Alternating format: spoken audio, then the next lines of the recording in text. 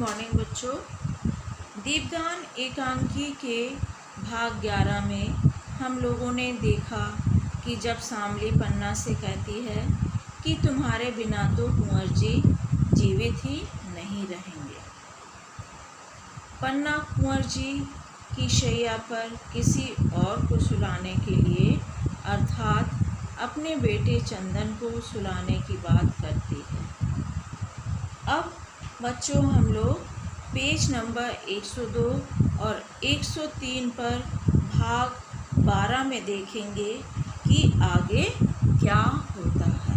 ठीक है बच्चों,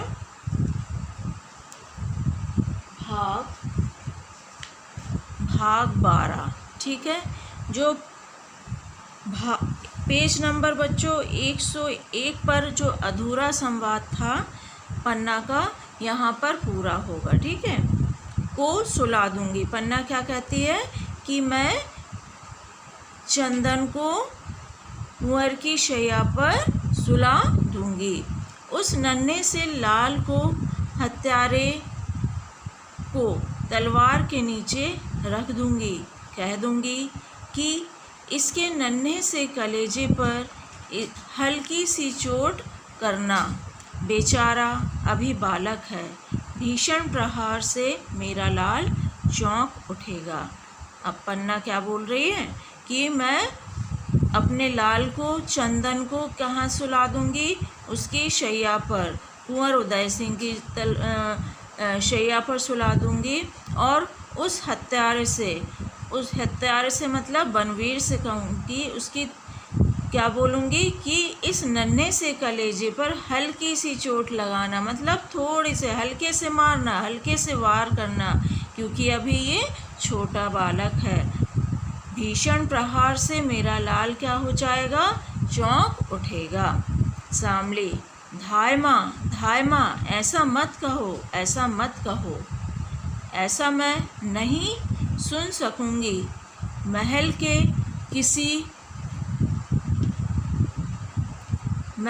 किसी कोने में छिप रहूंगी। यहाँ लिखा है छिप रहूंगी, पर छिपी रहूंगी होगा बच्चों। यहाँ पे क्या है? छिपी रहूंगी। हाय, तुम क्या कह रही हो? ऐसा मत करना धाय माँ, ऐसा मत करना। मैं जाती हूँ, ऐसा मैं नहीं सुन सकूंगी, ऐसा मैं नहीं सुन सकूंगी। शामली क्या कह रही है पन्ना से कि धाय माँ, ऐसा बिल्कुल मत करना, ऐसी बात मैं बिल्कुल नहीं सुन सकती और ना ही ऐसा देख सकूंगी। मैं महल के किसी भी कोने में छिप जाऊंगी। ठीक है, अब मैं यहाँ से जा रही हूँ, मैं इसको सुन भी नहीं सकती हूँ। प्रस्थान, शामली का जाने लगती है। ठीक है, पन्ना चली गई, कहती है ऐसा मैं नहीं सुन सकूंगी। जो मुझे करना है वह शामली सुन भी ना सकेगी। भवानी, तुमने मेरे हृदय को कैसा कर दिया? मुझे बल दो कि मैं राजवंश की रक्षा में अपना रक्त दे सकूं, अपने लाल को दे सकूं। यह राजपुतानी का व्रत है। अब यहाँ पर पन्ना क्या कह रही है? अपने भवानी से क्या बोल रही है कि मुझे ऐसा हृदय दो, इतना बल दो, इतनी शक्ति दो कि मैं क्या करूं? अपने राजवंश की रक्षा में अपना रक्त दे सकूं, अर्थात अपने लाल को, मतलब बेटे को दे सकूं, बेटे की बलि दे सकूं। यही राजपुतानी का व्रत है, यही राजपुतानी की मर्यादा है, यही राजपुतानी का धर्म है। मेरा हृदय वज्र बना दो, वज्र मतलब कठोर बना दो। माता के हृदय के स्थान पर पत्थर रख दो, जिससे ममता का स्रोत बंद हो जाए। भवानी, मैं चित्तौड़ की सच्ची नारी बनूं। खींची राजपुतानी अपने रक्त से मंगल तिलक करे। नेपथ्य में चंदन का स्वर, माँ चंदन का प्रवेश। अब नेपथ्य मतलब पर्दे के पीछे से चंदन की आवाज़ आती है, माँ। और उसका प्रवेश होता है। चंदन, माँ देखो, मेरे पैर में चोट लग गई, यह रक्त निकल रहा है। अब चंदन क्या बोलता है अपनी माँ से कि माँ देखो, मेरे पैर में चोट लग गई है और रक्त निकल रहा है। पन्ना, कहाँ रक्त निकल रहा है? लाओ देखूं मेरे लाल। ओहो, अंगूठे में? यह चोट कैसे लगी? रक्त निकल रहा है। कितना रक्त निकल रहा है? लाओ इसे बांध दूं। अपनी साड़ी से कपड़े का टुकड़ा फाड़ती है। सीधा पैर करो। हाँ ठीक, इसे बांध देती हूँ। बांधते हुए, वह चोट कैसे लगी लाल? चंदन, मैं जैसे ही भोजन करके उठा माँ, सज्जा ने कहा कि महल चारों तरफ सिपाही इकट्ठे हो रहे हैं। महल के चारों तरफ, यहाँ महल चारों लिखा है ना, तो बच्चों यहाँ महल के चारों तरफ सिपाही इकट्ठे हो रहे हैं। मैं देखने के लिए ऊपर के झरोखे में चढ़ गया। अंधेरे में कुछ दिखाई नहीं दिया। ऐसे ही मैं नीचे कूदा। एक टूटा हुआ शीशा अंगूठे में चुभ गया। कोई बात नहीं है माँ, रक्त तो निकला ही करता है, पर ये सिपाही महल के चारों तरफ क्यों इकट्ठे हो रहे हैं? अब चंदन क्या बोल रहा है अपनी माँ से कि माँ कोई बात नहीं, खून तो, रक्त तो निकलता ही रहता है, पर मैं ये पूछ रहा हूँ कि महल के चारों तरफ जो सिपाही इकट्ठा हो रहे हैं वो क्यों इकट्ठा हो रहे हैं? पन्ना, आज नाच रंग का दिन है ना, वही सब देखने के लिए आए होंगे, या फिर सोना ने उन्हें बुलाया होगा, वह नीचे नाच रही होगी। चंदन, माँ, सोना अच्छी लड़की नहीं है। मैं कल उससे कहूँगा माँ कि कुंवर जी को अपना नाच ना दिखाया करें, उनका मन आखेट करने में नहीं लगता।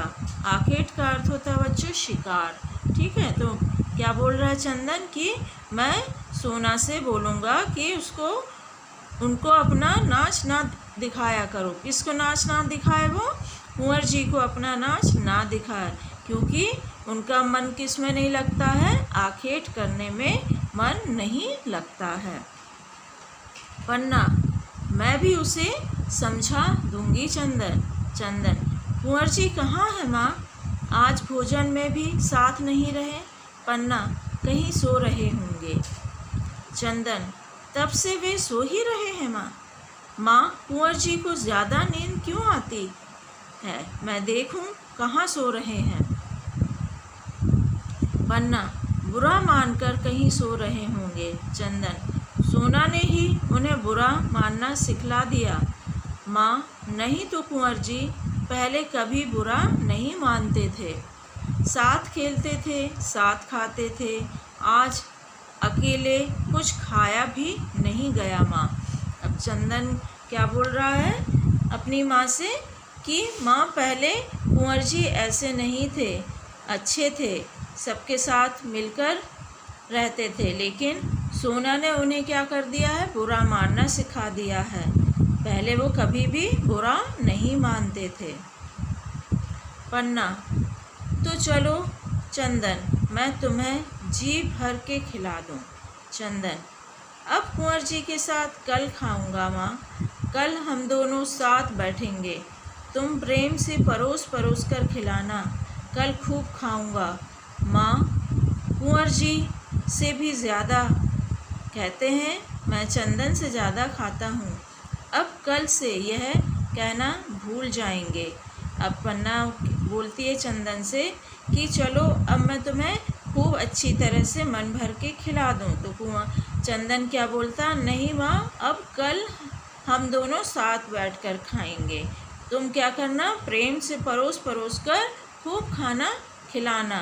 कल खूब खाऊंगा मैं, कुंवर जी से भी क्या करूँगा, ज़्यादा खाऊंगा। वो हमेशा कहते हैं मैं चंदन से ज़्यादा खाता हूँ, लेकिन अब वो कहना ये भूल जाएंगे, क्योंकि कल मैं क्या करूँगा, बहुत ज़्यादा खाऊंगा।